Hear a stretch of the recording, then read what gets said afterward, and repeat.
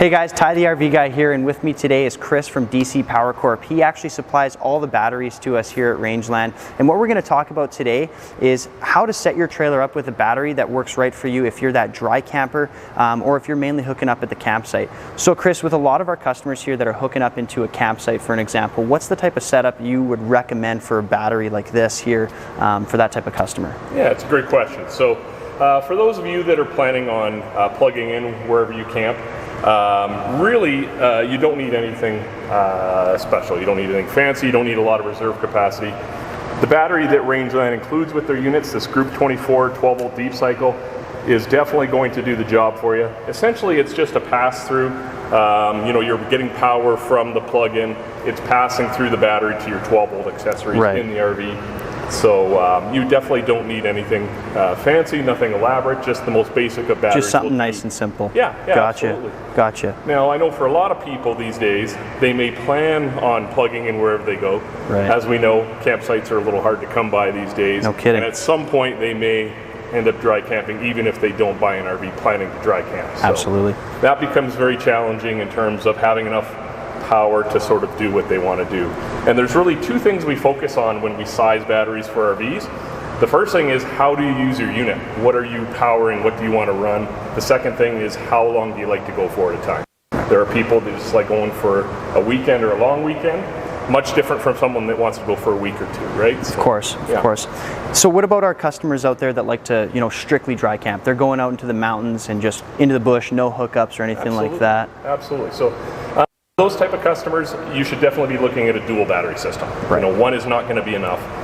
If we think of it in terms of how much power is the average person using every day. So most people are using about 50 to 60 amp hours of power every day. If we look at a Group 24 battery, we only have a 90 amp hour reserve capacity. If you're using 60 every day, you've only got a day and a half and you're out of power. Yeah. So obviously very limiting. We want to look at going at least with a couple batteries for dry camping. So in that regard, most people these days know about the dual 6-volt system. You've probably heard about that. There are definitely advantages to going with two 6-volts. So the first advantage is the amount of reserve capacity you get. So they're higher than 12 volts, so going with two 6-volts will get you more capacity. Right. The other advantage that a lot of people don't know about is the cycle life on the 6-volts. So, and cycle life is essentially the amount of times you can drain and recharge a battery before it wears out. So, Gotcha. With the 6-volts, their cycle life is about double with the 12 volts, which means their life expectancy is about double. So really good value going with two 6-volts versus two 12 volts. Okay. So what about like taking care of your batteries? Like, I get a lot of questions all the time of, what's the best way to look after my battery when I'm putting the trailer away for the winter and things like that? Sure. So definitely a really good question. And the winter is part of it, but also very important is how you treat your battery in the season when you're not using it. Exactly. So in between trips, you might go out every 2 or 3 weeks. What do I do with my batteries or my trailer when I'm not using it? So first and foremost, batteries, they need to be charged, right? And if a battery sits for too long without being used, what happens is the sulfur in the acid solution begins to solidify on the lead plate. It's a condition called sulfation. And essentially when that happens, we start to lose capacity in the battery. By recharging the battery, what we do is we return the sulfur back into the acid solution, keep it from forming on that plate. So it's very key to keep it charged when you're not using it, whether that be winter, even between trips in the summer. One thing I definitely want to highlight on too is that when your trailer is sitting in the storage yard and you're not using it for maybe a week, 2 weeks, 3 weeks at a time, there's all kinds of devices that draw continual power in an RV. These are things like detectors, LP, carbon monoxide detectors, the fridge board, the circuitry board in the fridge draws continuous power. My point in this is that all these little draws add up to a fairly significant amount of power, especially when you throw time into the equation. So what a lot of people find is they've got their unit in a storage lot, they bring it home to go camping for the weekend, and the batteries are completely dead. A lot of people think it's a defective battery. It's not really the case. It's just that it's had all this power flowing out of it and nothing going back in. So definitely something to keep in mind if you're not using your unit for multiple weeks on end, right? Perfect. Yeah. So I see you got quite the selection here of different styles of battery. Do you want to maybe show us a little bit of what you got going on here? Sure. So the first three here are flooded lead acid battery. They are far and away the most popular battery in the industry because of their price and the value that they offer. So with these types of batteries, They do require maintenance, so a couple times a year you're going to want to pop the caps off and check the fluid levels inside. Gotcha. They do also give off gas through discharging and recharging.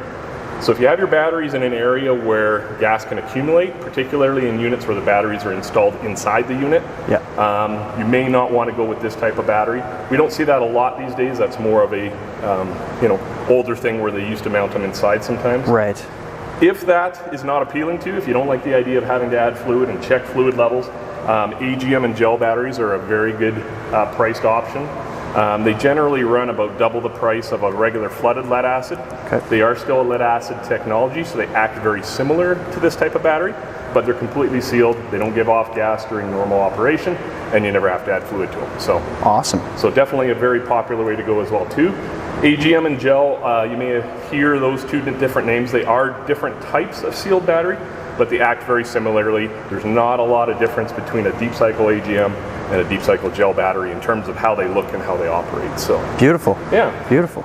And then the one that everybody's talking about these days, and we definitely want to touch on, of course, is the new lithium battery. So there is a lot of information online regarding lithium batteries, and a lot of it is unfortunately not correct. So we definitely want to make sure people know what they're getting when they start looking at lithium.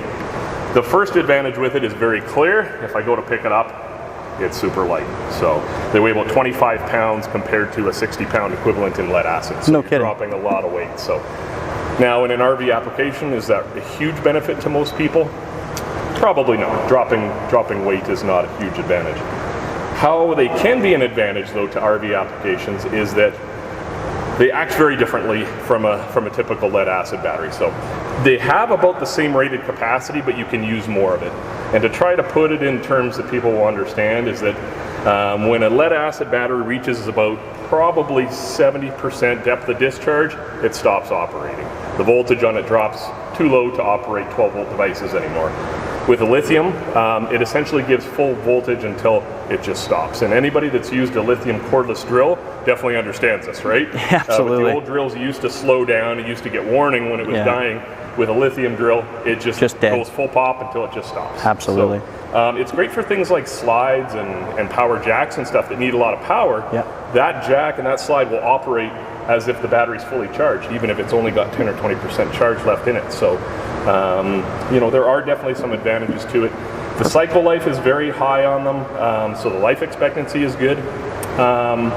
They recharge quicker as well too, so if you have a solar system or you need to get some quick power and you're going to fire up the generator, they do charge a lot quicker than lead acid as well too. So it sounds like there's lots of kind of pros and cons to every style of battery that you choose. It's just finding the one that works best for you, right? Absolutely. Awesome. Just to come back to the lithium, maybe a couple of the downsides to them is most of the lithium models out there are limited by temperature.